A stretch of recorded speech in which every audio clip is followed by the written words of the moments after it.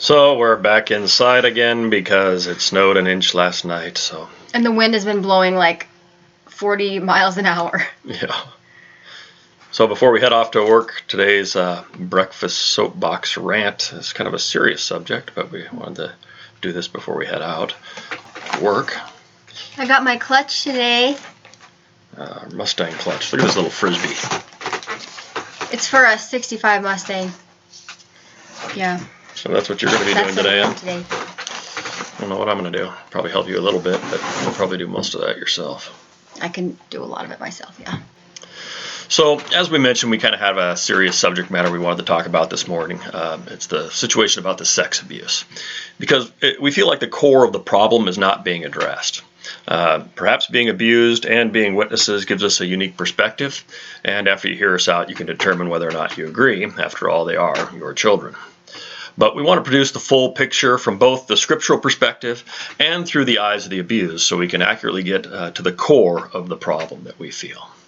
And please don't come to any conclusions until you hear us out completely, or you may misconstrue something we say. And we want to say that this applies to all forms of abuse, not just sexual abuse. Right. But there's this misconception about what the real problem is at the core. It seems most people are focusing on the so-called two-witness rule, and we're not going to get into that debate about the scriptural accounts or the implemented procedures based on those scriptures by Jehovah's Witnesses. And I want to add that there are plenty of other videos on that debate, and just to be clear, we're not opposed to people having that debate, and we're not blind to the damage that it's caused either. Right. Our point is it's not addressing the core problem. Yes, it's a change in policy that may address some of those symptoms of reoccurrence, but it's not addressing, again, the core problem. To illustrate this, imagine that they just ditched the two-witness rule altogether. And after the abuse accusation, they disfellowship the person that's accused. This may protect the children who are witnesses, but under penitent privilege, that perpetrator is now wandering the streets of the general public, which obviously wouldn't solve the whole issue. So arguments against penitent privilege will further provide some relief for the symptoms, but again, we're not addressing the core of the issue either inside or outside the congregation. Right. As witnesses in the ministry, we would often share with people 1 Timothy 4 and 1 through 3. Tiffany's going to read these scriptural accounts just so that we keep it moving along quickly. It says, however, the inspired utterance says definitely that in later periods of time some will fall away from the faith, paying attention to misleading inspired utterances and teachings of demons, by the hypocrisy of men who speak lies, marked in their conscience as with a branding iron. So 1 and 2, we get the idea that they're speaking things that are against the scriptures. In fact, it calls it teachings of demons. So what's the first thing that's mentioned in verse 3 after verse 1 and 2? It says forbidding to marry. Forbidding to marry. So we see that there, forbidding to marry is a teaching of demons. So we go back to 1 Timothy, the preceding chapter 3. In verse 1, it says that statement is faithful. If any man is reaching out for an office of overseer, he is desirous of a fine work. So we're talking about overseers. In some translations render it bishop, priest, preacher, whatever you want to call it. The point is that they are overseers in the congregation. Verse 2. The overseer should therefore be irreprehensible, a husband of one wife. So if he is an overseer, he has to be married to one wife, because polygamy was a problem back then, so they wanted to make sure that they understood that if they were going to be married, it was going to be to one wife. So we see right there that the overseer could be married. Again, we go back to that scripture in 1 Timothy 4. Verse 3. And it talks about they forbid to marry. And that was a teaching of demons. Then we point out the dangers of going beyond the things written by mentioning abuses that happen to children, even to the point of babies' skeletons being unearthed from under monasteries because they weren't supposed to be married, therefore they shouldn't be having children, and so what do? They hide the nun and then kill the children afterwards because they didn't have abortion per se. Well, Jehovah's Witnesses are experiencing similar consequences. And it's based on something that most of us might view as a good thing. Watchtower is bent on taking something from Jehovah that does not belong to them. And don't judge too quickly, because the fact is, a lot of people won't want to hear about this. but it's trust. Jehovah's Witnesses continually preach this idea that you need to trust the elders, you need to trust the CEO, you need to trust the organization, you need to trust the faithful slave. And they give all sorts of human reasonings why you should do so. But of the exactly 100 occurrences of the word trust, trusting, and trusted in the New World Translation, their own Bible, not one tells you to trust the men, trust yourself, trust earthly organizations, even God's own people and organization. In fact, it expressly tells you the opposite. And for someone who's been abused, this is a lot shorter bridge to cross because of our experiences. But people generally want to believe that they can trust their family and their spouse and their religious leaders. But that's simply not what the Scriptures say. If we go to Psalm 146, 3 and 4. It says, "Do not put your trust in nobles, nor in the son of earthly man to whom no salvation belongs." So it's pretty clear there. Don't trust in nobles. Don't trust in princes is another translation. You're supposed to be trusting in whom? Jehovah. Jeremiah 17:5. It says, "This is what Jehovah has said.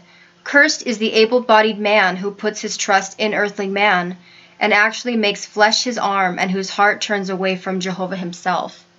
Cursed is the able-bodied man who puts his trust in men. And I like that able-bodied point because it shows different levels of discernment. But the reality is that we know that some people have mental disabilities. They're not able. They don't have that ability. So they may have to trust in men more than others. But the idea there is cursed is the able-bodied man who puts his trust in men. You're able to do it. You shouldn't just trust what somebody else says. Well, maybe I'm taking this out of context. It's kind of funny. A CO was trying to twist these scriptures at an assembly by going to verse 9 and saying that the context there is trusting in your own understanding. And you want to trust in Jehovah, which is doublespeak, means them. Of course, he wouldn't dare say that to me in person because he would just be depantsed by the context, just as he has been several times before when he took scriptures out of context. But let's read that verse that he brought out in 9. It says, "The heart is more treacherous than anything else and is desperate. Who can know it?" And that's true. We don't want to trust in our own heart. But does that mean that we need to trust in them? Please go back to verse 1. "The sin of Judah is written down with an iron stylus. With a diamond point it is graved on the tablet of their heart and on the horns of their altars." So we can see there, it's talking about Judah. This is God's people at the time. Verse 4 again, and you can read the context there for yourself. But verse 4. "And you let loose even of your own accord from your hereditary possession that I'd given you." So there again, they let go of the hereditary possession, and that would be Jehovah and the gifts that he gives. Not this organization, not this worshiping system that they'd set up, not even the nation. It was their own relationship with God that was their hereditary possession when you read the whole context of everything. So let's go on and see verse 7. It says, "Blessed is the able-bodied man who puts his trust in Jehovah, and whose confidence Jehovah has become." So again, not trusting in an organization or the nation, not trusting in yourself even, going back to Jehovah and what he requires of you. Now, this isn't a doublespeak, meaning, well, we are Jehovah. No, you're not. You're not. So perhaps we're the ones that are twisting the scriptures. Maybe Jeremiah has something else to say. Chapter 7, 3 and 4, please. "This is what Jehovah of armies, the God of Israel, has said. Make your ways and your dealings good, and I will keep you people residing in this place. Do not put your trust in fallacious words, saying, 'The temple of Jehovah, the temple of Jehovah, the temple of Jehovah they are.'" So here again, we see, do not be trusting in this organization. That was God's way of worship at that time. But that is not what they were to be focused on, using it as a good luck charm. We're God's people, so therefore we have his protection. No, they needed to do what God required. Chapter 9, verse 4. "Guard yourselves each one against his own companion, and put your trust in no brother at all. For even every brother would positively supplant, and every companion himself would walk around as a mere slanderer." There we see it again. trust in your brother then. No, that's not what it says. Do not put your trust in your brother. Yes, is it talking about a specific situation? Absolutely. It was definitely a dangerous time. But you would think if it was just that time period, again, of 100 accounts, you would think there would be something there that says to trust in your brothers at another time. But you won't find it. That is something that is specifically reserved for God.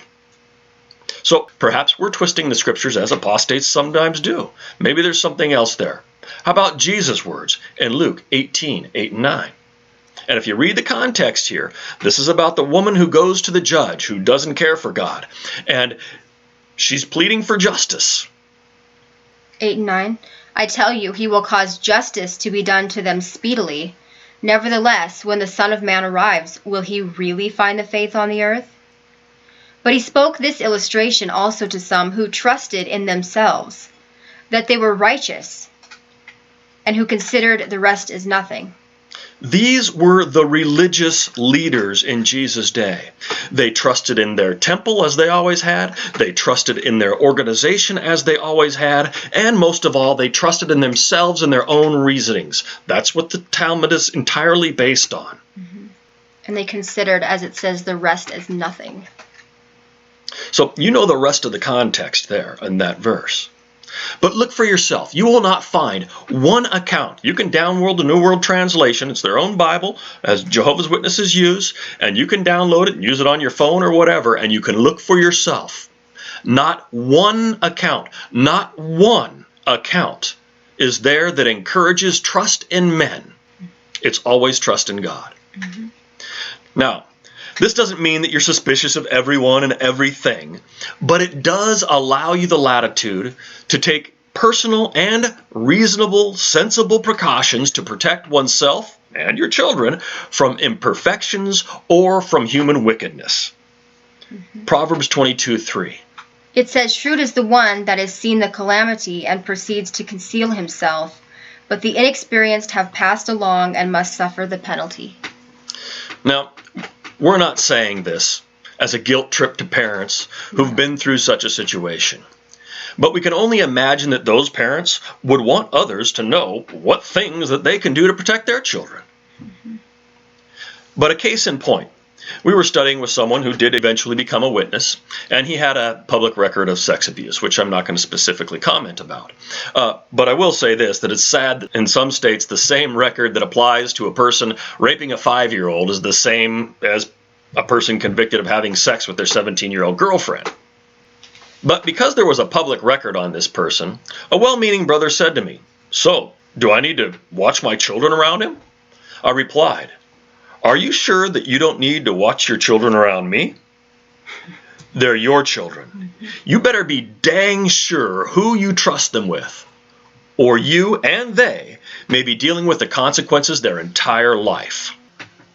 And I remember when I was a teenager, there was a circuit overseer that, as a general practice, I guess, would invite the small children out to McDonald's for a treat. And that's either a noble gesture, an imitation of Jesus, who said, "Let the young children come to me," or it could be the grooming of a perpetrator. We all hope it's the first one, but do you know for sure which one it is? 1 John 4:18 says that fear throws love outside. So we're not talking about being suspicious, but how you measure out your trust may be the only protection your child has between them and their lifelong pain. So this fallacy of trusting men is a core problem of vulnerability for witnesses and the public in general. They say, don't present a problem unless you present a solution. Well, the scriptures present a perfectly crystal clear solution. Our complete trust is to be only in God. So be very aware about how you measure out your trust.